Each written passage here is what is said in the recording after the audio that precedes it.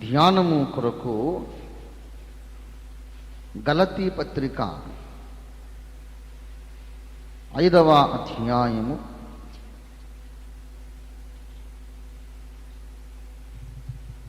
22వ వచనం మాత్రమే నేనే చదువుతాను. దయచేసి జాగ్రత్తగా బైబిల్స్ చూడగలిగితే చూడండి, లేకపోతే శ్రద్ధగా ఆలకించండి.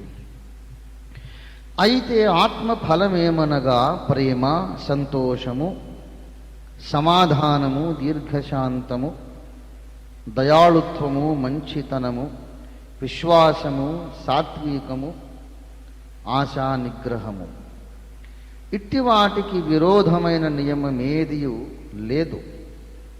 చిన్న మాట ప్రార్థన చేసుకుందాం. ప్రేమ కలిగిన మా మహాపరిశుద్ధ పరమ తండ్రి, అగాపే సంపూర్ణ సువార్త సహవాస అనే మహాసముద్రములోని కేంద్ర సంఘం పురుషుల ప్రత్యేక ప్రార్థనా కూడికగా ఇప్పుడు కూడుకొని ఉంటుండగా, ఇప్పుడు మీరు మాతో ప్రత్యేకముగా మాట్లాడండి స్వామి. మీ రక్తముతో మీ దాసుని బాగుగా కడిగి పాపములు లోపములెల్లా తుడిచివేసి క్షమించి యేసునీతిని ధరింపజేసి దైవనీతి చేత మీ దాసుని కప్పి నీ పరిశుద్ధాత్మ చేత నింపి పుటము వేయబడ్డ బంగారముగా మీరు ఎత్తిపట్టి వాడుకొనమని ప్రార్థన చేస్తున్నాం. చేరి వచ్చిన మమ్మల్ని అందరినీ కూడా మీ రక్తముతో కడిగి శుద్ధి చేసి మమ్మను నీ ఆత్మధైర్యముతో అభిషేకించి మాకును మా సహవాస సంఘములన్నిటికీ నీ ఆశీర్వాదకరమైన ప్రత్యేక దివ్య వర్తమానం పరలోకము నుండి ఇప్పుడు విడుదల చేయమని యేసయ్య పరిశుద్ధ నామమున నీ కృపను బట్టి ధైర్యము తెచ్చుకొని వేడుకుంటున్నాము తండ్రి. ఆమేన్, ఆమేన్, ఆమేన్. ప్రభునందు నాకు అత్యంత ప్రియ క్రైస్తవ అగాపే పురుషులారా, మీకందరికీ ప్రభు నామమున ఈ కూడికకు ఆహ్వానం, దైవాశీస్సులు పలుకుతూ ఉన్నాను. చదివిన లేఖన భాగము మన క్రైస్తవ జీవిత యాత్రలో అత్యంత ప్రాముఖ్యమైన లేఖన భాగములలో ఒకటి. ప్రియులారా, క్రైస్తవ జీవితము మనము ప్రారంభించిన తరువాత నేర్చుకోవలసిన అత్యంత ముఖ్యమైన పాఠాలలో ఇది ఒకటి. ఆత్మ ఫలమేమనగా అన్నాడు. ప్రియులారా, అంతకన్నా ముందు శరీర కార్యములు అని కొన్ని విషయాలు చెప్పాడు. 19వ వచనములో శరీర కార్యములేవనగా అన్నాడు. ఇట్టి వాటిని చేయువారు అనగా శరీర కార్యములు చేయువారు దేవుని రాజ్యాన్ని స్వతంత్రించుకొనరు అని మీతో స్పష్టముగా చెప్పుచున్నారు. అందులో అనుమానమే లేదు. దేవుని రాజ్యమును మనము స్వతంత్రించుకోవాలి అంటే ఈ శరీర కార్యాలకు దూరంగా ఉండవలసిందే. దానికి ఇంకా వేరొక అభిప్రాయానికి తావు లేదు. అవేవనగా జారత్వము, దానికి దూరంగా ఉండాల్సిందే. అపవిత్రత, కాముకత్వం ఇత్యాది వాటికి దూరముగా ఉండవలసిందే. ఇవి భయంకరమైనటువంటి కార్యాలు అనుకుంటాం.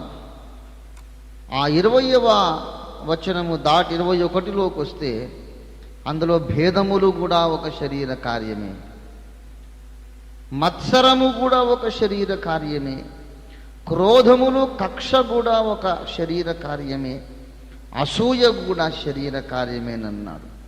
శరీర కార్యమనగా శరీరముతో చేసే లైంగిక పాపము మాత్రమే అనుకుంటాం మనం. అసూయ అనేది మనస్సుతో చేసేది. కక్షలు, క్రోధములు అవి మానసికమైన భావోద్రేకాలు. వాటిని కూడా, కక్షలు, క్రోధములను కూడా ఏ అకౌంట్లోకి వేశాడు, ఏ చిట్టాలో కలిపాడు? శరీర కార్యములు అనే చిట్టాలో కలిపాడు. ప్రియులారా, అది లోతైనటువంటి అంశము, ధ్యానించవలసిన అంశం. అసూయ శరీర కార్యం ఎలాగా అవుతుంది? అసూయ మనసులో ఉంటుంది, హృదయంలో ఉంటుంది. హత్య, నరహత్య శరీర కార్యమను, విగ్రహారాధన శరీర కార్యమను, జారత్వము నిస్సందేహంగా శరీర కార్యం. ఒకటి కొట్టాం, తిట్టాం, పోని మాటలు కూడా నాలుకతో శరీరంతో చేసేవే గనుక, పలికేవే గనుక అబద్ధములు కూడా శరీర కార్యం అనొచ్చు. కొండెములు శరీర కార్యములు, ఎందుకంటే నాలుక శరీరములో ఒక ముఖ్య అవయవమే.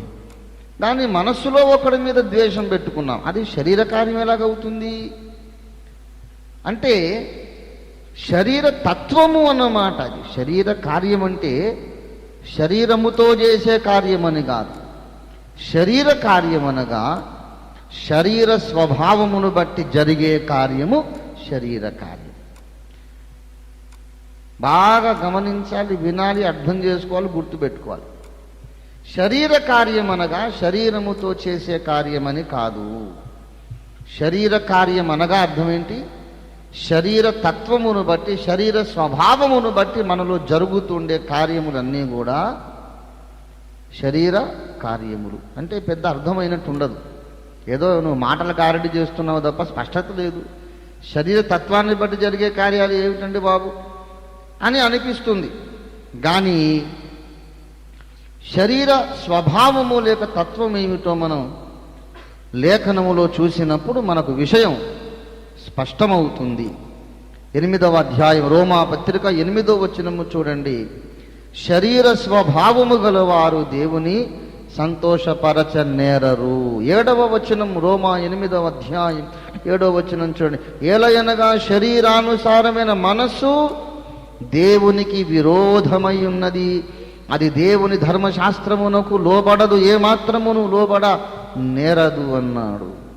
ప్రియులారా, శరీరము అనేది దానికి ఉండే గుణము, స్వభావము, సహజ లక్షణం ఏమిటంటే ధర్మశాస్త్రానికి లోబడదు, ఏ మాత్రమును లోబడ నేరదు అన్నాడు. ధర్మశాస్త్రం అంటే దేవుడిచ్చే ఆజ్ఞ. దేవుడు ఏదైనా ఒక ఆజ్ఞ ఇవ్వనంత వరకు ఇది గమ్ముగా మన్ను తిన్న పాములాగా పడి ఉంటుంది శరీరం. దేవుడు ఏదైనా ఇది చేయొద్దు, ఇది చెయ్యండి అని ఆజ్ఞ జారీ చేయనంత వరకు అది గమ్ముగా పడి ఉంటుంది. ఆజ్ఞ బయలుదేరగానే వెంటనే ఇది బుష్ మండిస్తున్నాను. ఆహా, నువ్వు అలా చెప్తావా, నేను చెయ్యనంతే. నువ్వు అలా చేయమంటావా, నేను చెయ్యను. నువ్వు చేయొద్దంటావా, నువ్వు ముందు చేద్దాం అనుకోలేదు, నువ్వు వద్దన్నందుకన్నా ఇప్పుడు చేస్తాను అనే స్వభావము. ఎవరి స్వభావం అది? శరీర స్వభావం. కనుక శరీర స్వభావమును బట్టి జారత్వము జరుగుతుంది. శరీర స్వభావమును బట్టి సర్వాంతర్యామి అయిన దేవునికి లోకలైజ్ చేసి, ఒక స్థలానికి పరిమితం చేసి, ఆత్మారాధన మానేసి, అంతటా ఉన్న దేవుడు ఒక చోట మాత్రమే ఉన్నాడని విగ్రహారాధన జరుగుతుంది. అది శరీర స్వభావమును బట్టి. దేవుడు అన్నాడు, నేను ఆత్మయ్య ఉన్నాను గనుక మీరు ఆత్మలో సత్యముతో ఆరాధించండి. అంతటా ఉన్నాను, భూమి ఆకాశంలో అంతటా నిండి ఉన్నాను. ఎక్కడ నలుగురు భక్తులు, ముగ్గురు, ఇద్దరు ముగ్గురు కూడుకుంటే అక్కడ నిండి వారి మధ్యలో ఉంటాను, ప్రత్యక్షమవుతాను, మాట్లాడుతాను, ప్రార్థన వింటాను, జవాబిస్తాను అని చెప్పాడు. అయినా సరే అంతటా దేవుడు ఉన్నాడంటే ఒప్పుకోకుండా ఒకచోటికే పరిమితం చేయటం విగ్రహారాధన. అందుకు దేవునికి ఇష్టం లేదు. విగ్రహం ఎందుకు ఇష్టం లేదు అంటే, మన అమ్మమ్మ ఫోటో, నాన్న ఫోటో, తాత ఫోటో పెట్టుకుంటాం, అట్లాగే యేసయ్య ఫోటో పెట్టుకుంటాం, తప్పు లేదు. కానీ విగ్రహం ఎందుకు ఇష్టం లేదు అంటే, ఇక్కడ దేవుడు ఉన్నాడు అంటున్నాం అంటే ఒక గజం అవతల లేడని కదా, ఒక 10 గజాల దూరం లేడని కదా. అంటే దేవుని సర్వవ్యాపకత్వమునకు విరోధమైనది విగ్రహారాధన. కనుక దాన్ని కూడా ఏ లిస్టులోకి వేశాడు? శరీర కార్యము. అట్లాగే అసూయ. అసూయ అనేది మనస్సుతోనే చేస్తున్నాం, కానీ దేన్ని బట్టి కలిగింది? మనస్సులో అసూయ దేన్ని బట్టి కలిగింది? ప్రేమించుము అనే దైవాజ్ఞకు విరోధముగా శరీరం పడగెత్తినప్పుడు అసూయ పుట్టింది. ఎదుటివాని ప్రయోజనమే నాకు ప్రయోజనం అనుకోండి. వాడు బాగుంటే నేను బాగున్నట్టు, వాడు భోంచేస్తే నా కడుపు నిండినట్టు, వాడు ఘనపరచబడితే నేను ఘనపరచబడ్డట్టు, సన్మానించబడ్డట్టు. అందరూ బాగుండాలి అనుకోండిరా బాబు అని చెబితే అలాగంటావా? అన్నావు కాబట్టి నేను ఎవడు బాగుండొద్దు అనుకుంటాను అనేది శరీర గుణము.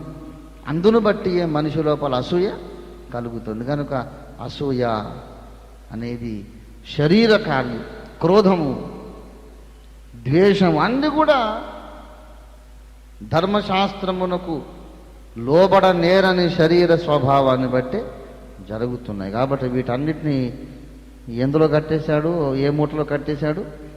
శరీర కార్యములు అని చెప్పి 22లోకి వచ్చి అంటాడు, అయితే ఆత్మఫలమేమనగా అన్నాడు. 22వ వచనము దేంతో మొదలుపెట్టాడు? ఏ మాటతో మొదలుపెట్టాడు? అయితే. శరీర కార్యములు ఈ రీతిగా మనుష్య జాతిలో జరుగుతున్నవి, కానీ దానికి విరోధమైనది ఒకటి ఉంది. ఆత్మ ఫలమేమనగా, ఆత్మ కార్యములు ఏమనగా అనాలి కదా. మరి అంతసేపు ఏం చెప్పాడు? 19-20 వరకు ఏం చెప్పాడు? శరీర కార్యములేమనగా.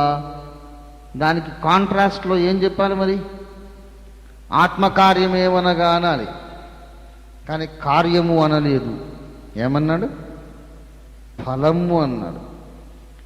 ఎందుకన్నాడంటే ఫలము ఫలించుటలో ప్రయాస ఉండదు. ఫలము అనేది it comes effortlessly, without effort. అప్రయత్నంగా వచ్చేది ఫలం. వేప చెట్టు ఎప్పుడైనా చింతిస్తుందా? నేను జాగ్రత్తగా ఉండాలి, లేకపోతే పొరపాటున నాకు సపోటాలు కాస్తే మరి నా పరువు పోతుంది, నేను వేప చెట్టున ఉన్నాను గనక వేపకాయలే కాయవలేను అని అనుకుంటుందా? దానికి అసలు అవసరం ఉందా? ఒకవేళ జాగ్రత్తగా ఉండకపోతే ఇంకేదన్నా పండు కాస్తుందా చెప్పండి? ఒక యాపిల్ పండు ఉండి, యాపిల్ చెట్టు ఉండి నేను జాగ్రత్తగా ఉండాలి, లేకపోతే నేను పొరపాటున జామ పళ్ళు కాస్తే ఊళ్ళో నా పరువు పోతుంది, అందరూ నన్ను యాపిల్ చెట్టు అనుకుంటున్నారు. I should be very careful to bring out only apples. If I'm not careful I may bring out guava fruit. జామ పళ్ళు వచ్చేస్తే నా పరువేంగాను. So I should be very careful to bring out apples అనుకుంటుందా? అవసరం ఉందా? అది ఏమీ ప్రయత్నం చేయదు.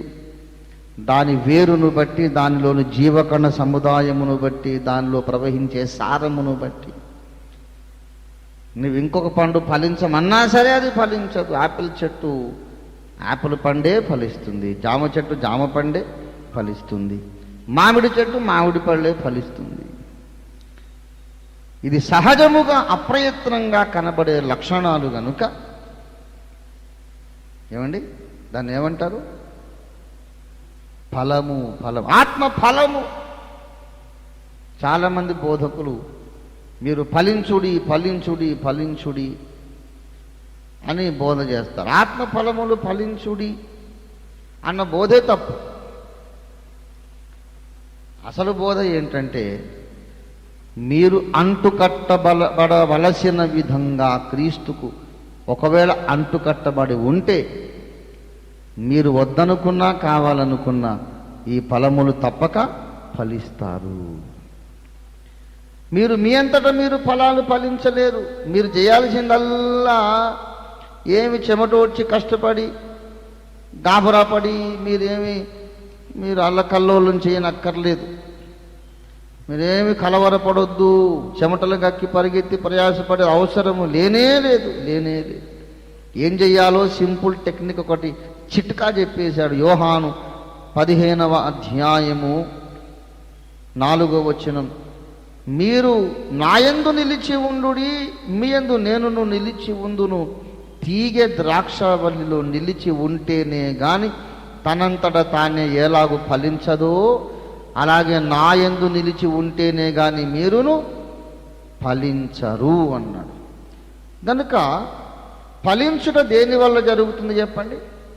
మనము ప్రయాసపడుట వలన జరగదు, క్రీస్తులో నిలిచి ఉండుట వలన జరుగుతుంది. Just abide in Christ and the proper fruit is bound to come out. Just abide in Christ. క్రీస్తులో నిలిచి ఉండండి, ఇక మీరు ఏమీ కష్టపడక్కర్లేదు. క్రీస్తులో అంటు కట్టబడి గ్రాఫ్టెడ్గా ఆయనకు లోపల అంటు కట్టబడి వేళ్ళు బాగా యేసయ్య లోపలికి ఊని ఉండాలన్నమాట. అప్పుడు ఏమవుతుందంటే యేసయ్య సారము మనలోనికి ప్రవహిస్తుంది. యేసయ్య సారం మన లోపలికి వచ్చిన తర్వాత ఇక ఏం ఫలం వస్తుంది చెప్పండి? యేసయ్య ఫలాలే వస్తాయి. కాబట్టి ఫలము అనేది అప్రయత్నంగా వస్తుంది. ఈనాడు జరుగుతున్నటువంటి బోధ ఏమిటంటే, ఈనాడు బోధకుల ప్రయాస ఎందుకు విఫలమైపోతుందంటే, కొమ్మలన్నీ ఎక్కడికక్కడ క్రీస్తు అనే కాండము నుండి డిటాచ్డ్గా ఉంది. క్రీస్తు అనే కాండము నుండి, ప్రధాన కాండము నుండి విడిపోయిన కొమ్మలన్నిటినీ పోగు చేసి కూటం పెట్టి, విడిపోయిన కొమ్మలారా మీరందరూ యేసును పోలి ఉండండి, మీరు పరిశుద్ధులు కండి, మీరు ఫలించండి, ఫలించకపోతే నరకబడి అగ్నిలో పడవేస్తాను అని బెదిరిస్తున్నారు. వీడేమో ప్రయాసపడుతున్నాడు, అయ్యో ఫలించకపోతే ఎట్లాగా, నేను నరకానికి పోతానేమోనని. ప్రేమ ఫలిద్దాం, సాత్వికం ఫలిద్దాం, దీర్ఘశాంతం ఫలిద్దాం అని తిప్పలు పడుతున్నాడు. ఎంత తిప్పలు పడితే మాత్రం జామ చెట్టుకు ఆపిల్ పళ్ళు కాస్తాయా? మనము అంటుకట్టబడాలి, యేసులో నిలిచి ఉండాలి. ఆయనలో నిలిచి ఉండాలి అంటే ఎప్పుడో వారానికి ఒక్కసారి ప్రార్థన చేయడం కాదు. ఏమంటే ఒక కొమ్మని తీసుకొచ్చి ద్రాక్ష వల్లికి అంటుకట్టి, ఇవాళ అంటుకట్టాం ఆదివారం, దాంట్లో పెట్టి మళ్ళీ సాయంత్రం కల్లా ఊడబీకి తీసుకుపోయి నెక్స్ట్ సండే మళ్ళా తెచ్చి దాన్ని పెడదాం అనుకో, ఈ లోపల ఉంటుంది ఆ కొమ్మ, ఎండి చచ్చి ఊరుకుంటుంది. ఒకసారి అంటుకట్టబడినప్పుడు అది కాన్స్టాంట్గా టచ్లో ఉంటేనే సారము ప్రవహిస్తుంది. ఆ జీవకణాలు ఈ జీవకణాలు కలిసి అవి ఏకమైపోతాయి. యేసుతో మనము అనుదిన సహవాసం, అనుక్షణ సహవాసం కలిగి ఉండాలి. అనుదినమే కాదు, అనుక్షణము. విసుగక నిత్యము ప్రార్థించుట, ప్రార్థనాత్మ కలిగి ఉండుట. క్షణక్షణం ఏ పని చేస్తున్నా మనస్సులో ఒక భాగం యేసు మీద లగ్నము చేసి ఉండుట.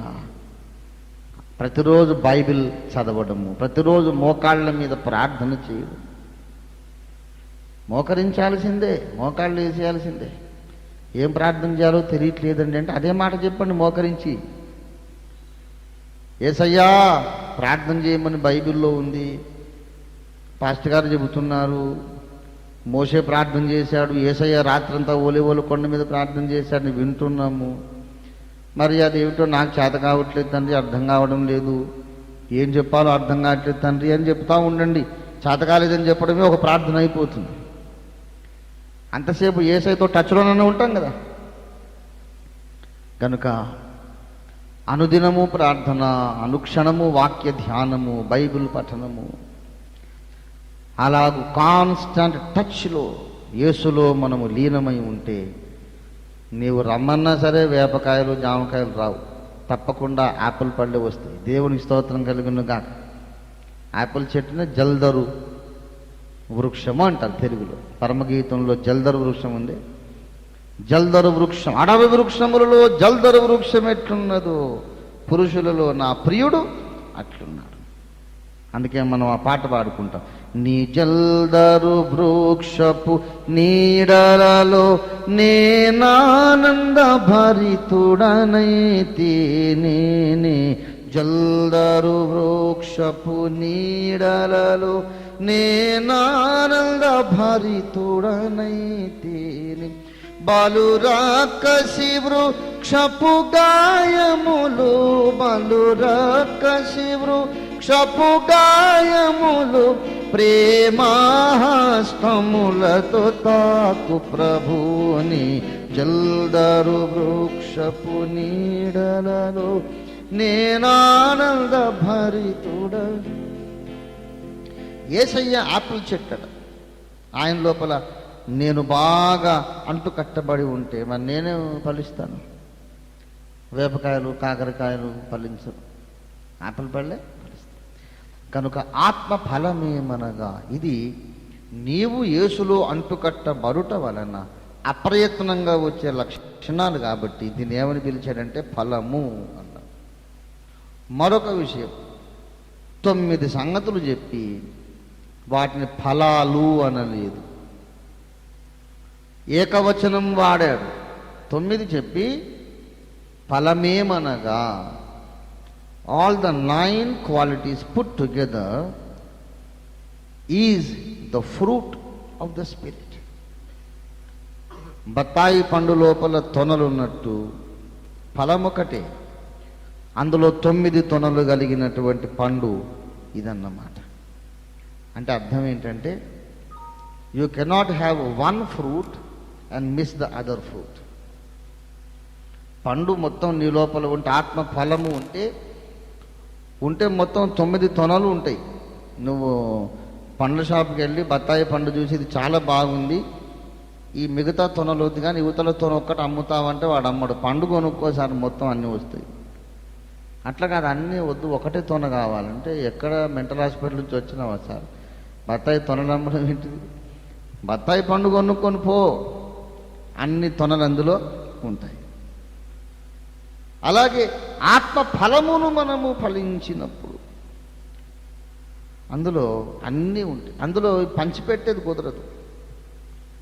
కృపావరాలను పంచిపెడతాడు. 9 వరములు ఉన్నవి, 9 ఫలములు ఉన్నవి అంటారు కొంతమంది. అలా అనకూడదు, తప్పది. It's a mistake, theological mistake. 9 పరిశుద్ధాత్మ వరములు ఉన్నవి, 9 తొనలు కలిగిన ఆత్మ ఫలమున్నది అనాలన్నమాట. అది జాగ్రత్తగా మాట్లాడాలి. 9 వరాలు 9 ఫలాలు అంటారు. ఇప్పుడు వరాలు పంచిపెట్టవచ్చు, కానీ ఫలమును పంచిపెట్టలేదు. పంచిపెడితే ఎలాగుంటుందో మనం డెమాన్స్ట్రేట్ చేద్దాం. ఏమండి, ఒకడికేమో బుద్ధివాక్యము, ఇంకొకడికి జ్ఞానవాక్యం, ఇంకొకరికి ప్రవచనము, ఇంకొకరికి స్వస్థతలు అద్భుతములు చేయు శక్తి, ఇంకొకరికేమో అన్య భాషలు, మరొకరికి భాషలకు అర్థము చెప్పు వరం, ఇంకొకరికి ఆత్మల వివేచన. ఈయనకేమో ప్రవచన వరం ఉన్నది, ఆయనకేమో ఆత్మల వివేచన ఉన్నది. ఏం నష్టం లేదు. తనకున్న వరం ఉపయోగించుకుంటాడు, తనకున్న వరం తాను ఉపయోగించుకుంటాడు. ఇంకొక ఆయన స్వస్థ ప్రార్థనలు చేస్తుంటాడు, దయ్యాలు వెళ్ళగొడుతుంటాడు. ఇంకొక ఆయన బుద్ధివాక్యం బోధిస్తుంటాడు. దాంట్లో నష్టము లేదు, దాంట్లో విడ్డూరమైంది ఏదీ లేదు, ఇబ్బంది ఏమీ లేదు. అట్లాగే ఇప్పుడు ఫలం పంచిపెడదాం. ఇతనిలో ప్రేమ ఉన్నది, ఇంకొకరికేమో సంతోషం ఉండదు అని. అప్పుడు ఈ ప్రేమ గల్లోడికేమో సంతోషం లేదు,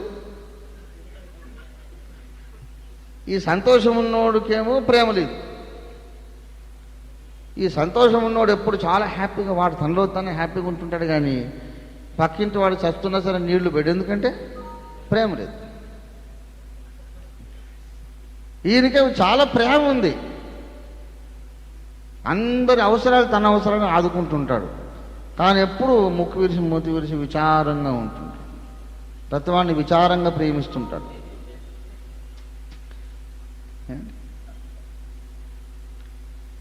కనుక పరిశుద్ధాత్మ కృపా వరములు పంచిపెట్టడం సాధ్యము, అవసరము.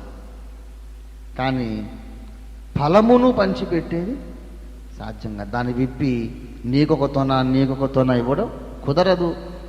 అట్లా మనం పంచిపెట్టడం జరిగితే అందరూ సర్కస్ బఫూన్లలాగా ఆధ్యాత్మిక వికలాంగులు తయారవుతారు. కనుక ప్రతి క్రైస్తవుడిలో 9 తొనలు ఉండాల్సిందే, తప్పది. ప్రతి ఒక్కడిలో 9 పరిశుద్ధాత్మ వరాలు ఉండాల్సిందే అని చెప్పలేము. ఉండదు కూడా, అట్లా సాధ్యం కూడా కాదు. మొత్తం 9 వరాలు నాకు ఉన్నాయని కొంతమంది చెబుతారు, అంత అబద్ధం. అంత తప సిద్ధాంతం బోధిస్తూ ఉంటాడు. 9 వరాలు నాకు ఉన్నాయని ఒక ఆయన నాకు తెలుసు, 2వ రాకడ అని చెప్పేది తప్పు. ఇదేం కృపావరాలు బాబు, నువ్వు అబద్ధంలో ప్రతిష్ఠించబడ్డావు, సత్యం లేదు నీ నోట్లో. 9 వరములు నాకున్నవి అని ఎవరు చెప్పినా తప్పే. 2, 3, 4 ఉండొచ్చు. ఎందుకంటే అన్య భాషలు మాట్లాడే వరము కలిగిన వాడు అర్థము చెప్పే వరము కొరకు ప్రార్థన చేయమన్నాడు. అంటే 2 ఉన్నట్టేగా. కనుక 1 కంటే ఎక్కువ ఉండొచ్చు, 2 ఉండొచ్చు, 3 ఉండవచ్చు, కానీ మొత్తం 9 ఉన్నాయని చెప్పలేము. అది ఎందుకు 9 అందరికీ ఉండవు అంటే, పరిశుద్ధాత్మ ఒకడే ఈ వరములన్నిటినీ ప్రతివానికి తన ఇష్టము చొప్పున ప్రత్యేకముగా పంచి ఇచ్చుచు కార్యసిద్ధి కలుగజేయుచున్నాడు. కనుక అన్ని ఒకడికే ఉండవు, పంచిస్తాడు. కానీ ఫలమును మాత్రం పంచిపెట్టడు. ఫలము ఉంటే ఉంటుంది, లేకుంటే ఉండదు, అంతే. యేసులో మనం అంటుకట్టబడితే సహజముగా మనలో కనిపించే ఫ్రూట్, వేప చెట్టుకు వేపకాయలు కాసినంత సహజంగా, చింత చెట్టుకు చింతకాయలు కాసినంత సహజంగా, క్రైస్తవుడికి సహజంగా వచ్చే ఫలం ఏమిటంటే చెప్పాడు అందులో. ఆ ఫలములో మొట్టమొదటిది ప్రేమ, చిట్ట చివరిది ఆశా నిగ్రహము. అందులో మొదలు చివరి అనేది ఏమి లేదు. మొదటిదేమో చాలా ప్రాముఖ్యము, చివరిది చాలా తక్కువ అని అనకూడదు. అది తెలివి తక్కువ వ్యాఖ్యానం. ఎందుకంటే ఆఖరిని చెప్పినంత మాత్రాన అదేదో విలువ తక్కువ అని కాదు, చవకాని విలువ లేదని కాదు. తండ్రి కుమార పరిశుద్ధాత్మని అన్న అంటే పరిశుద్ధాత్మ చాలా తక్కువ వాడని కాదు. ఆయన కూడా సృష్టికర్త అయిన దేవుడు.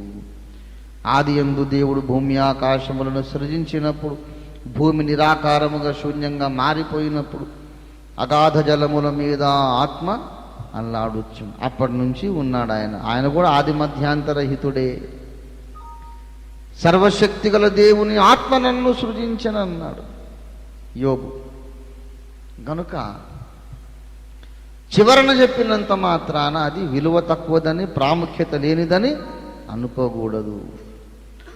ఆత్మ ఫలములో మనము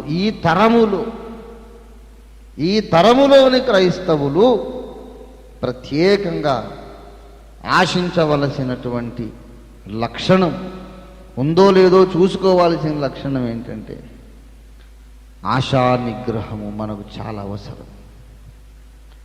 మనం దాని కొరకు యేసుని అడగాల్సిందే. ప్రభువా, ఈ తొన కూడా నాలో కనిపించేటట్టు, ఈ ఫలము నాలో ప్రధానంగా కనిపించేటట్టు, ఆశా నిగ్రహము కూడా కలిగిన ఆత్మ ఫలము నాలో కనిపించేటట్టు నీ సారము నాలోనికి ప్రవహించనిమ్ము అని ప్రార్థన చేయాలి. భక్తుడెవరో కానీ పాట రాశారు, జీవనదిని నా హృదయములో ప్రవహింప చెయ్యుమయ్యా, శరీర క్రియలన్నీ నాలో నశింపజేయుమయ్యా. తర్వాత ఆత్మ ఫలమును, పరిశుద్ధాత్మ వరములను, ఫలమును నాలో ఫలింపజేయమని భక్తుడు పాడాడు, పాట రాసుకున్నాడు. మనందరం మక్కువతో పాడుకునే పాటది. ప్రభువా, నాలోని ఆత్మ ఫలము ఫలింపచేయుము. ఆశా నిగ్రహము చాలా చాలా చాలా చాలా ప్రాముఖ్యం. క్రైస్తవ జీవితం అంతా విఫలమైపోయే కారణం ఏంటంటే నిగ్రహము లేక. నిగ్రహము చాలా ప్రధానమైనది. మనమందరమును ఆత్మ నిగ్రహం, ఆశా నిగ్రహం సాధన చెయ్యాలి, ఆశపడాలి. అప్పుడు దేవునిలో నుండి ఆ సారం మన లోపలికి ప్రవహిస్తుంది. మనం కష్టపడితే రాదు. ప్రార్థన చేయండి అంటున్నా, ఆశపడండి అంటున్నా, కానీ చెబుతుంది దేవుని సారము, యేసు స్వభావం మన లోపలికి ప్రవహించినప్పుడే ఫలం అనేది వస్తుంది. అందులో ఆటోమేటిక్ ఏముంటుంది? ఆశా నిగ్రహం ఉంటుంది. ఆశా నిగ్రహము నాలో కనిపించున్నట్లుగా యేసు నీ సారము నాలోనికి ప్రవహింపనిమ్మని మనం ఉపవాసం ఉండి ప్రార్థన చేయాలి, అనుదినం ప్రార్థన చేయాలి. ఆశా నిగ్రహం. ఆశా నిగ్రహము లేకపోతే మన బ్రతుకులు పాడైపోతాయి.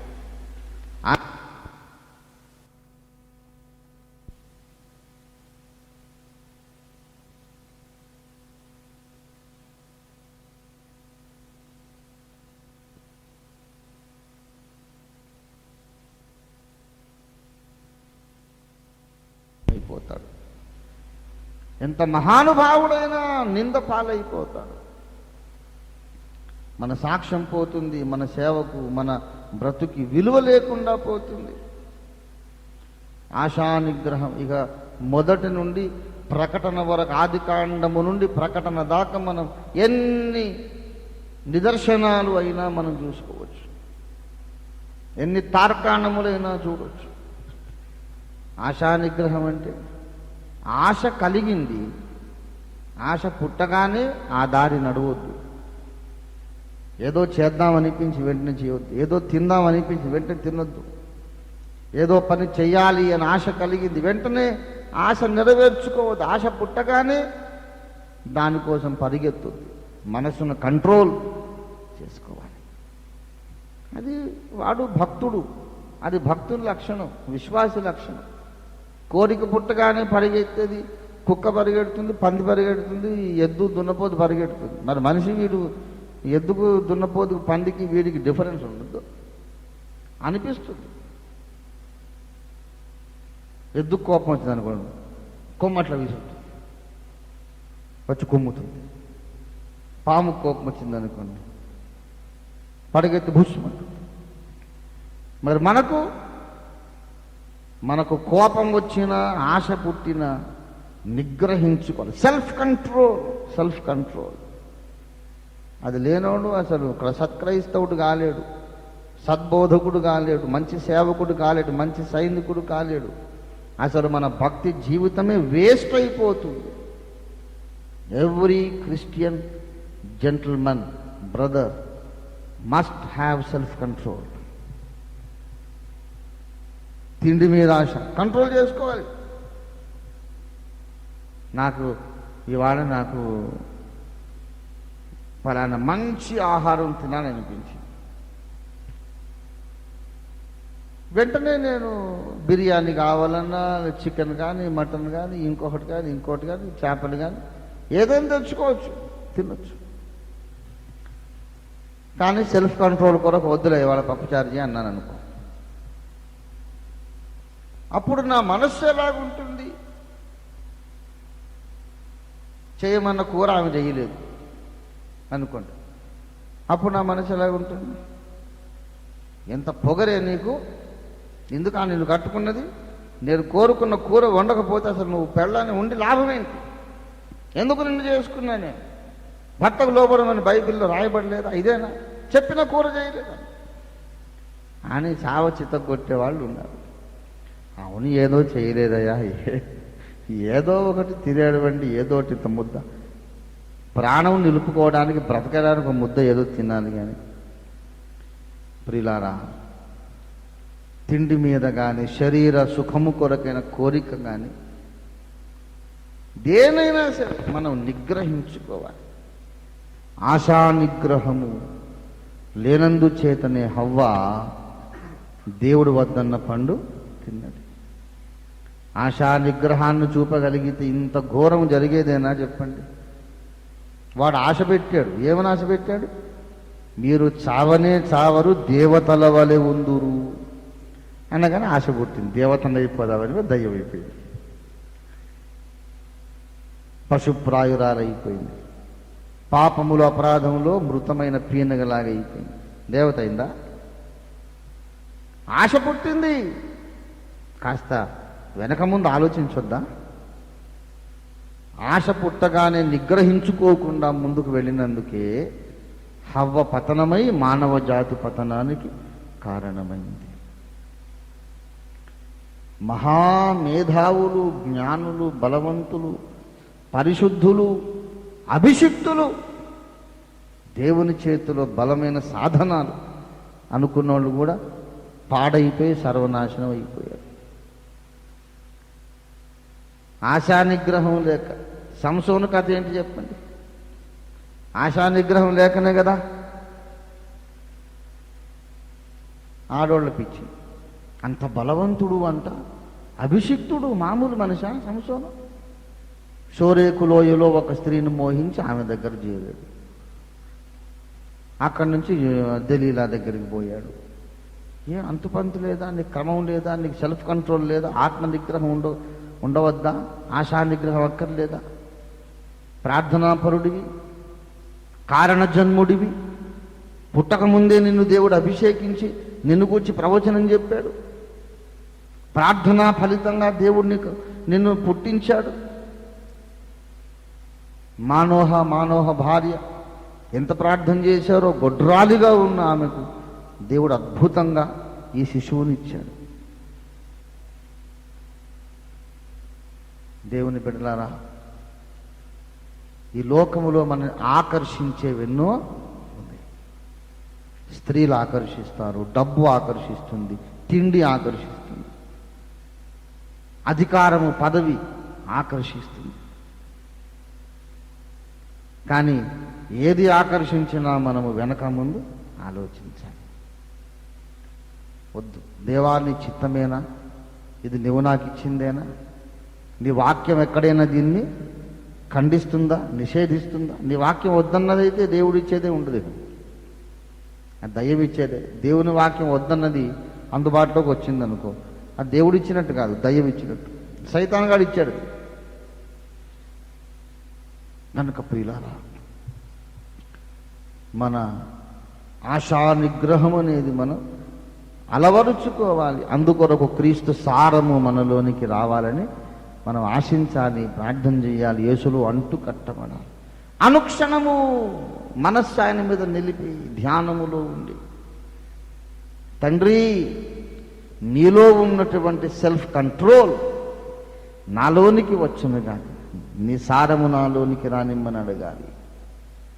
ఇలారా, ముఖ్యంగా కోపము అనే దాన్ని మనం కంట్రోల్ చేసుకోవాలి. ఇది పురుషుల కూటం కదా, పురుషులకు ఉండేది సహజ లక్షణం కోపము, ఆడోళ్లకు ఉండే సహజ లక్షణం అసూయ. అసూయ లేని ఆడోళ్ళు ఉండరు. వాళ్ళు ఎంతసేపటికి నా భర్త నన్నెంత ప్రేమిస్తున్నాడని చూడరు, ఇంకొక ఆమెతో నవ్వుతూ మాట్లాడా అది కావాలి ముందు. నన్ను ఎంత ప్రేమించని, నన్ను పువ్వుల్లో పెట్టుకొని చూడండి, నెత్తి మీద పెట్టుకొని గంపలో పెట్టి మొయ్యిని, నా కాళ్ళు తీసుకొని నాకు ఎంతన్నా చేయని, ఏంటో ఆ అమ్మాయి కనపడగానే నీ ముఖం వెలిగిపోద్ది. ఏంటి ఆ సంతోషం, ఏంటి అసలు నేను గమనిస్తున్నా. నా ముఖం వెలగటం కాదే, ఆ టైంకు కారు హెడ్లైట్ నా మీద పడింది, నా దురదృష్టం. లేదు లేదు, ఏదో ఉంది. ఆడోళ్ళకు ఉండే సహజ లక్షణము అసూయ. అసూయ లేకుండా ఎవరన్నా ఉంటే అసలు వాడమే కాదు, ఎవరో మగోడే చీర కట్టుకున్నాడు అనుకోవాల్సిందే. నువ్వు ఆడమ్మ కాదు కదా, ఎందుకు అసూయపడట్లేదు అని అనాలి మనం. మగవాళ్ళకుండే సహజ లక్షణము కోపము. అందుకే 1 తిమోతి పత్రిక 2వ అధ్యాయం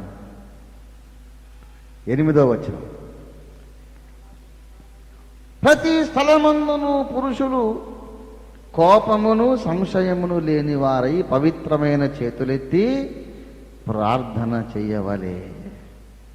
దేవుని బిడ్డలారా, పురుషులు కోపమును సంశయమును లేని వారై అన్నాడు. అంటే పురుషులకు సహజంగా ఏముంటుందన్నమాట? కోపం ఉంటుందన్నమాట. ఇక ఎవరి మీద చూపలేని కోపం అయితే ముందు భార్య మీద మనం చూపొచ్చు. ఇప్పుడు ఆఫీసర్ మీద కోపం వచ్చింది అనుకోండి, ఆఫీసర్ని ఏమన్నా అంటే వీడు సస్పెండ్ అయిపోతాడు. ఆఫీసులో ఇంకోటి ఏమైనా అంటే వీడు బ్యాడ్ మేనర్స్, బ్యాడ్ బిహేవియర్ అని రిమార్క్ వచ్చేస్తుంది, కాన్ఫిడెన్షియల్ రిపోర్ట్లో రాసేస్తారు. ఇది బ్యాడ్ టెంపర్డ్ మ్యాన్, ప్రతివాడితో గొడవ వేసుకుంటాడని ప్రమోషన్ ఎఫెక్ట్ అవుతుంది. కనుక ఊళ్ళో మొత్తం జెంటిల్మెన్ ముఖం మీద చిరునవ్వు పులుముకొని ఆ కోపం అంతా లోపల పెట్టుకొని ఇంటికి రాగానే భార్య మీద చూపిస్తాడు. ఇంకా ఆమె దిక్కులేని ప్రాణి ఏం చేస్తుంది పాపం? ఆడని ఆమెను తిట్టొచ్చు, కొట్టొచ్చు, తన్నొచ్చు, ఏమైనా చేయొచ్చు. ఏమిటండి ఎందుకు ఇలా చేస్తున్నారంటే, నోరు ముయ్, ఏమే నీకు నోరు ఎక్కువైంది అని.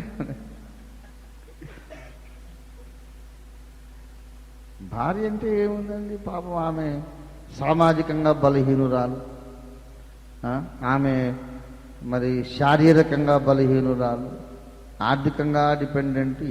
ఆర్థికంగా ఆమె సంపాదించిన సమాజంలో పురుషుని రక్షణ స్త్రీకి కావాలి. ఆడమ లేకుండా మగోడు ఒక్కడే రూమ్లో అద్దెకుంటే ఎవరేమనరు. కానీ ఒక ఆడపిల్ల ఒక్కతే రూమ్లో ఉందనుకోండి, 10 మందికి అన్నేస్తారు, ఉండనీయదు. ఆమెకు సేఫ్టీ లేదు. పురుషుని చాటున ఉండాలి ఆడపిల్ల ఎప్పుడైనా. కనుక సమాజంలో ఈయన నీడన ఆమె బ్రతుకుతుంది కనుక ఆమెను కొట్టవచ్చు, తిట్టవచ్చు, ఏమైనా చేయొచ్చు. ప్రియులారా, కోపమును మనము కంట్రోల్ చేసుకోకపోతే మనము సత్క్రైస్తవులము కాము, సత్పురుషులము మనము కాలేము. కోపాన్ని కంట్రోల్ చేసుకోవాలి. కోపం వస్తుంది, ఒక్కోసారి కోపం వచ్చే పనులు చేస్తారు వాళ్ళు, కోపం వచ్చే మాటలు మాట్లాడతారు. ఎందుకంటే బలహీనురాలు కాబట్టి. ఆడవాళ్ళందరూ ఒప్పుల కుప్ప అని చెప్పలే, మగవాళ్ళందరూ చాలా ఉత్తములని చెప్పరు. బలహీనతలు మనకు ఉంటాయి, వాళ్ళకు ఉంటాయి. అందరూ ఆదాం పిల్లలమే కాబట్టి. ఒకవేళ నీకు కోపము కలిగించే సన్నివేశం వాళ్ళు పుట్టించినా సృష్టించినా, కోపం తెప్పించే పనులు చేసినా, కోపమును మనం నిగ్రహించుకోవాలి. సామెతల గ్రంథం 29వ అధ్యాయం 11వ వచనంలో ఒక మాట చదువుని ముగించేస్తానండి. దేవుని స్తోత్రం.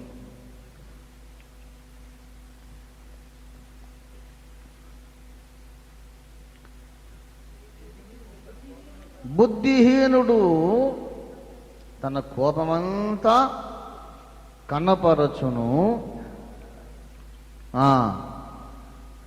జ్ఞానము గలవాడు కోపమును అణుచుకొని దానిని చూపకుండును. గనక కోపం రాగానే పేటరేగిపోయి చెలరేగిపోయి రెచ్చిపోయి అల్లరి చేసి మాట్లాడేవాడు ఏమండి, వాని పేరేమిటంట?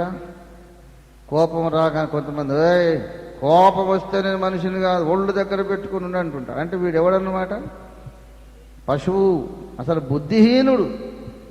బుద్ధిహీనుడైతే తన కోపమంతా కనబరచును.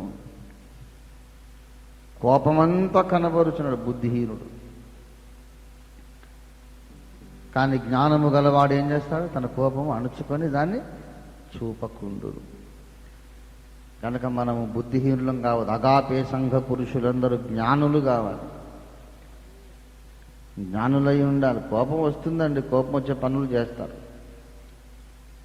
యేసయ్యకు లేదు ఆ కోపం. మరి మనం ఎన్ని తప్పులు చేస్తున్నాము? మన మీద ఎప్పటికప్పుడు ఆయన కోపపడి రెచ్చిపోయి ఆయన చేయి జాడించి కొడితే మనం అసలు ఉంటామా? ఒక క్షణమైనా మనం జీవించాలి. మనము చేసే తప్పిదములకు వెంటనే కోపం ప్రదర్శించకుండా ఆయన ఏం చేస్తున్నాడు? కోపించుచునే వాత్సల్యమును జ్ఞాపకం చేసుకుంటున్నాడు. తప్పులు చేస్తున్నాము, మనకు అన్నం పెడుతున్నాడు, మనను పోషిస్తున్నాడు, ఆరోగ్యం ఇస్తున్నాడు. యేసయ్య తన కోపమును అణుచుకుంటున్నాడు కనుకనే మనము బ్రతికున్నాం, బాగున్నాం. అలాగే మనము కూడా మన కోపాన్ని అణుచుకోవాలి. ఇదంతా కూడా నిగ్రహము అనే అంశం కిందకు వస్తుంది. దావీదు మహారాజే ఉన్నాడు, అప్పటికే పెళ్ళైపోయింది, 4 భార్యలు ఉన్నారు, పిల్లల్ని కన్నాడు. అంత సంసారం అంటే అంత తెలుసు ఆయనకి. ఏమి పడుచు కుర్రోడుగా తెలియనివాడు కాదు, అనుభవం లేనివాడు ఏదో కాలు జారాడు అన్నట్టు కాదు. మిక్కిలి సౌందర్యవతి అయిన బత్షెబ కనబడింది, ఆశ పుట్టింది. కానీ ఏం లేదు ఆయన లోపలప్పుడు, ఆశ నిగ్రహము. అంత మేధావి. ఇప్పుడు 3000 సంవత్సరాల నుండి సమాజంలో అల్లరి పాలైపోయాడు. అందరూ చెప్పుకుంటున్నారా? ప్రతి పనికి మాలినవాడు, అడ్రస్ లేనోడు, ఊరు పేరు లేనోడు, ప్రతివాడు చెప్పుకుంటున్నాడు దావీదు బత్షెబ, దావీదు బత్షెబ. మనం పాపం చేస్తే దేవుడు క్షమిస్తాడేమో కానీ సమాజము క్షమించదు. జీవితకాలము నిందబడాల్సిందే. కాబట్టి జాగ్రత్తగా ఉండాలి. రాజులు కదా, నాకే వరకున్నాడు, నిగ్రహించుకోలేకపోయాడు, తప్పు జరిగిపోయింది. ఉపవాసం ఉన్నాడు, ప్రార్థించాడు, దేవుని క్షమాపణ పొందాడు, అభిషేకం మళ్ళీ వచ్చింది, మళ్ళీ కీర్తనలు రాశాడు, దీర్ఘదర్శి అనిపించుకున్నాడు, శూరకార్యాలు చేశాడు, మహాధిపత్యమునందు మహాఘనతలో చచ్చిపోయాడు. ఆయన మరణ సమయంలో మంచి ఘనత వహించి యాత్ర ముగించాడు. పరదేశంలో ఉన్నాడు, అనుమానం లేదు, నరకానికి ఏం పోలేదు. కానీ నింద మాత్రం నిలబడిపోయింది, మచ్చ మాత్రం నిలబడిపోయింది. కనుక మనము చాలా జాగ్రత్త, పవిత్రమైన ప్రవర్తన ఉండాలంటే ఆశా నిగ్రహం ఉండాలి. ఆశ వస్తుంది, ఆశను బిగబట్టుకోవాలి. నో అనేది నేర్చుకోవాలి. శరీరం కోరుతూ ఇది చేయి అది చేయండి, నో చేయనంతే అనేది మనం నేర్చుకోవాలి. లేకపోతే మన భక్తి జీవితం పాడైపోతుంది. దేవుడి మాటలు మన వినికిడిలో మన జీవితాల్లో ఫలింపజేయును గాక. కొంత సమయం మనం ప్రార్థన చేసుకుందాం. రండి, మోకరించండి. దేవా, నాలో ఆత్మ ఫలము ఫలించున్నట్లు నీలో నిలిచి ఉండుటకు నాకు నేర్పించమని, నీలో నిలిచి ఉండుటకు నాకు సహాయము చేయమని మనం ప్రార్థన చేసుకుందాం.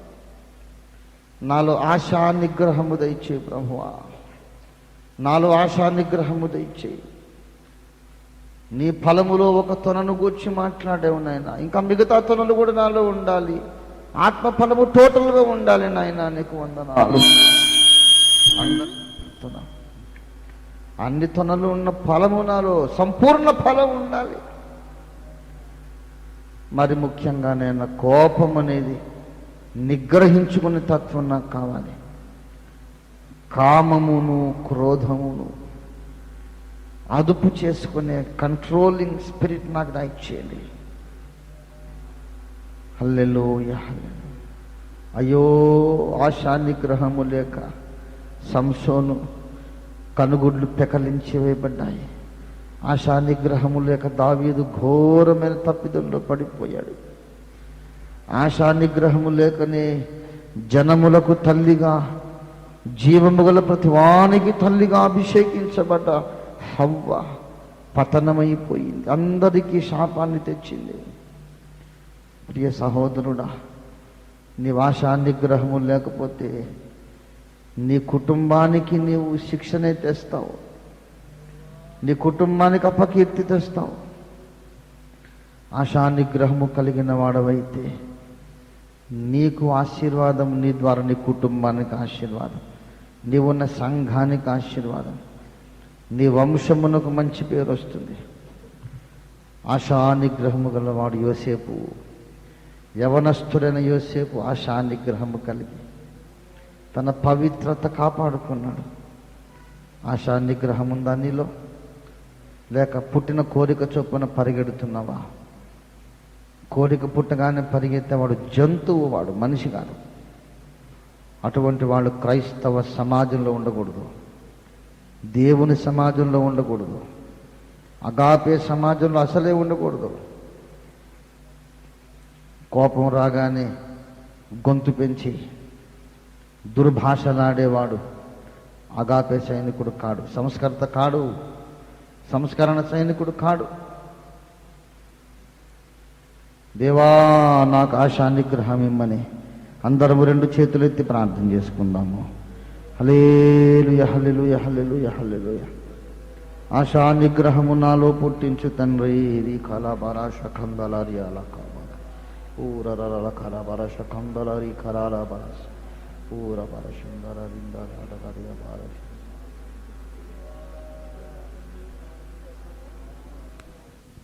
నిగ్రహము లేని, అదుపు లేని కోరిక, అదుపు లేని కామము, అదుపు లేని కోపము నాలో నుండి తీసేనాయన.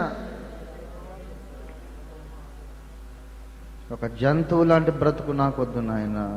పశువులాగా నన్ను ఉండనివ్వద్దు తండ్రి. నన్ను ఒక మనిషిగా చేయి నాయన. నన్ను మనిషిగా చేయి నాయన. జ్ఞానిగా చేయి తండ్రి. ఈ రోజు నుండి ప్రతిరోజు ఉదయం లేచి మనం ప్రార్థన చేద్దాం. దేవా, ఈ రోజంతా నాలో ఆశా నిగ్రహము ప్రదర్శించుము, నీవే ఫలము కలిగించుము, దీర్ఘశాంతం ఇవ్వండి నాయనా. నీకు వందనాలు. కోపాన్ని అణుచుకోవడం, కోరికలను అణుచుకోవడం, ఆహారాపేక్షను అణుచుకోవడం, జిహ్వ చాపల్యమును అణుచుకోవడం నాకు నేర్పించమని అనుదినం అనుక్షణం మనం ప్రార్థన చేద్దాం. ఆశా నిగ్రహం సాధిస్తేనే మనం చెప్పే సువార్తకు విలువ ఉంటుంది, జనం నమ్ముతారు. ముగింపు ప్రార్థన పాస్టర్ జోనథన్ నాయక్ గారు చేస్తారు. మనమందరం ఏకీభవిద్దాం. ఆ తర్వాత ఆశీర్వాదంతో మనం సెలవు తీసుకుందాం. అందరూ స్తోత్రం. హల్లెలూయా. పరిశుద్ధుడా, ప్రేమ స్వరూపుడా, జీవము గల దేవా, నీకు వందనాలు, వందనాలు నాయనా. ప్రభా ఈ రాత్రి కాల వేళలో నాయన పురుషుల కూటంలో మీ దాసుని బలపరిచి నీ శిలువ చాటును మరుగుపరిచి నాయన అనేక విషయాలు అద్భుతంగా మాతో మాట్లాడేదికై నీకు వందనాలు వందనాలు. మా పట్ల నీ చిత్తాన్ని మరొక్కసారి తేటపరిచిన దేవా, అయ్యో నీ సత్యాన్ని మా బ్రతుకుల కొరకు బయలుపరిచిన దేవా, స్తోత్రం స్తోత్రం స్తోత్రం స్తోత్రం స్తోత్రం దేవా. నాయన నాయన జయ జీవితం మేము పొందాలని కోరుకుంటున్నాం గొప్ప దేవా, నీకు వందనాలు. జయశీలులం కావాలని కోరుకుంటున్న విజయుడా, నీకు వందనాలు వందనాలు. ప్రభువా, క్రైస్తవ పురుషులుగా మా బలహీనతలకు కారణాలు, మా అపజయాలకు కారణాలు, మా అవమానాలకు కారణాలు, మా త్రొట్టిల్లుపాటు కారణాలు దేవా, నీ వాక్య వెలుగులో మాకు కనబరిచిన దైవమా నీకు వందనాలు. నీ ఆత్మ ద్వారా మాతో మాట్లాడిన దేవా నీకు వందనాలు. ప్రభువా ప్రభువా ప్రభువా నీకు వందనాలు. అయ్యా అయ్యా మాకు జయ జీవితం కావాలంటే మేము ఆత్మఫలము పొందాలి దేవా. అయ్యా అయ్యా ఆత్మఫలము దయచేయండి దయచేయండి. యేసు నీ సారము మాలో ప్రవహింపజేయండి, నీ జీవము మాలో ఫలింపజేయండి. ఎవడును తనంతట తాను ఫలింప నేరడని మీరు సెలవిచ్చిన మాట మేము ఒప్పుకుంటున్నాం. మా శక్తి కాదు, బలము కాదు ప్రభువా, నీ జీవము మాలో రావాలి, నీ సారము మాలో రావాలి. మీలో మేము అంటుకట్టబడాలి ప్రభువా, నీకు వందనాలు. అనుదినం అనుక్షణం నీలోనే నిలిచి ఉండే భాగ్యము దయచేయండి ప్రభువా, నీకు వందనాలు వందనాలు వందనాలు వందనాలు వందనాలు వందనాలు వందనాలు. ప్రభువా, నీలో మేము అంటు కట్టబడినప్పుడు నీ జీవం మాలో ప్రవహిస్తుంది నాయన. ఓ నీ సారము మాలో ఫలిస్తుంది ప్రభువా. యేసు స్వభావము, యేసు రూపము, యేసు ఫలము దేవా, యేసు జీవము మేము కలిగి జీవించగలుగుతాం తండ్రి, నీకు వందనాలు. అయ్యా క్రైస్తవ పురుషులుగా మా పట్ల నీ చిత్తాన్ని తెలియజేసిన దేవా నీకు వందనాలు. అయ్యో కోపమును మానమని సెలవిచ్చిన ప్రభువా నీకు వందనాలు. అయ్యో నాయన బుద్ధిహీనుడు కోపమంతా కనబరుచునని సెలవిస్తున్నావు. అయ్యో మేము బుద్ధిహీనులమై, అయ్యో మేము మా కోపాన్ని అణుచుకోని వారమై, అయ్యో నా ప్రభా నాయన మేము సాక్ష్యాలను పోగొట్టుకుంటున్నామేమో నాయనా. అయ్యో నీ నామానికి అవమానం తెస్తున్నామేమో నాయనా. అయ్యో పబ్లిక్లో అలాగే సీక్రెట్గా మేము ఎంతో నష్టపోతున్నామేమో ప్రభువా నీకు వందనాలు. ఈ రాత్రి కాలం మాతో మాట్లాడినందుకు నీకు వందనాలు నాయనా. జ్ఞానవంతుడు కోపమును అణుచుకొనని మీరు చెప్పావు ప్రభువా. అయ్యో మా బ్రతుకుల్లో కూడా మీరు ఎన్నో మార్లు కోపాన్ని అణుచుకున్నారు దేవా. బిగబెట్టుకున్నానన్నావు నాయన యెషయా గ్రంథంలో నాయన. ఓ కోపాన్ని అణుచుకున్న సందర్భాలు ఎన్నో ఎన్నో ఎన్నో మా జీవితాల్లో నాయన. నువ్వు జ్ఞానము గల దేవుడు, సర్వజ్ఞుడవు గనుక అయ్యో నీ కోపం మా మీద కనబరచలేదు నాయన. అయ్యా అయ్యా నీకు వందనాలు వందనాలు వందనాలు వందనాలు వందనాలు. మాకు మాదిరి అయిన దేవా నీకు వందనాలు, మాకు మాదిరి అయిన దేవా నీకు వందనాలు. ఓ నా ప్రభా ప్రభా, ఆశను నిగ్రహించుకోవడానికి, కోపమును నిగ్రహించుకోవడానికి, మాలో కలిగిన కోరికలు నిగ్రహించుకోవడానికి ఆచితూచి అడుగులు వేసే వివేకాన్ని పరిశుద్ధాత్మ దేవా ఈ రాత్రి మాకు అనుగ్రహించమని ప్రార్థిస్తున్నాము నాయనా. దేవా దేవా దేవా దేవా దేవా, ఏదైనా తోటలో నా ప్రభువా హవ్వ ఒక్క ఆశ నిగ్రహించినందుకు ఎంత ఘోరమైన పరిణామాలు మేము చూస్తున్నాము నాయన. అయ్యో దావీదు విషయంలో మాకు తెలియజేశారయ్యా, సంసోను విషయంలో మాకు తెలియజేశారు నాయన. అయ్యో సొలొమోను విషయంలో కూడా మేము చూస్తున్నాం దేవా దేవా దేవా దేవా కనికరించండి. అయ్యో కొద్ది బుద్ధిహీనత జ్ఞానమంతయు పాడు చేయనని తేలజేయనని మీరు చెప్పారు ప్రభువా. కరుణించండి అయ్యా, కృప చూపండి అయ్యా. అయ్యో దేవా దేవా, మేము ఎంతో కష్టపడి ప్రయాసపడినా అయ్యో చిన్న బుద్ధిహీనత, చిన్న తొందరపాటు, చిన్న అవివేక ప్రయత్నం అయ్యో మొత్తాన్ని నాశనం చేస్తుంది, పాడు చేస్తుంది నా ప్రభువా నీకు వందనాలు. కరుణించండి, కృప చూపండి. మీ దాసుని ద్వారా మీరు మాకు అందించిన వర్తమానం కొరకు, పరలోక సందేశం కొరకు నీకు వందనాలు. ఇది మొదలుకొన్నైనా క్రైస్తవ పురుషులుగా మేము నీలో అంటి కట్టబడి ఉన్నామో లేదో ఎల్లప్పుడూ పరీక్షించుకుంటూ నీలోనే నిలిచి ఉంటూ నీ ఫలములోనైనా ఓ ఆశా నిగ్రహము కలిగి మాదిరికరమైన జీవితం, ఆదర్శప్రాయమైన జీవితం, ఉన్నతమైన జీవితం అయ్యా నా ప్రభా మేము జీవించగలుగుటకు క్రైస్తవ పురుష ప్రపంచానికి అగాపే సంఘ పురుషులు గొప్ప ఆదర్శవంతులాయి ముందుకు సాగునట్లుగా మీ కృపలో మమ్మల్ని అందరినీ బలపరచమని, నీ వాక్యం అందరిలో నీరు కట్టి ఫలింప చేయమని, నీ స్వభావంతో దేవా నన్ను మమ్మల్ని అందరినీ నింపి ఈ తరంలో నీ చిత్తానుసారమైన సేవలో ఇదిగో నువ్వు పంపిన నీ ప్రవక్త మీ దాసుని అంట కలిసి అడుగులు వేస్తూ ముందుకు సాగే కృప మాకు దయచేయమని, జయోత్సవంతో సాగే యాత్రగా అగాపే సంఘ యాత్రను మీరు దీవింపదిగిరమ్మని యేసు పరిశుద్ధ నామంలో ప్రార్థించి స్తుతించి అడిగి వేడుకుంటున్నాము తండ్రి, ఆమేన్. మన తండ్రి అయిన దేవుని ప్రేమ, మన రక్షకుడు, మన విమోచకుడైన యేసుక్రీస్తునాథుని శాశ్వత కృప, పరిశుద్ధాత్మ దేవుని సహవాసము, ఆయన అనుగ్రహించే సమయోచిత కృపా సమాధానము సహాయము చేరువచ్చిన మనకందరకును అగాపే సంఘ పురుషులందరికీ నీ భూలోకమందంతటా చెదరి ఉన్న 50 మంది క్రైస్తవ పురుషులందరికీ సదాకాలము తోడై ఉండును గాక. ఆమేన్. యేసు రక్తమునకే జయము, ప్రభు యేసు రక్తమునకే జయం, ప్రభు యేసు నామమునకు సంపూర్ణ జయం కలుగును గాక. ఆమేన్. స్తుతి స్తుతి.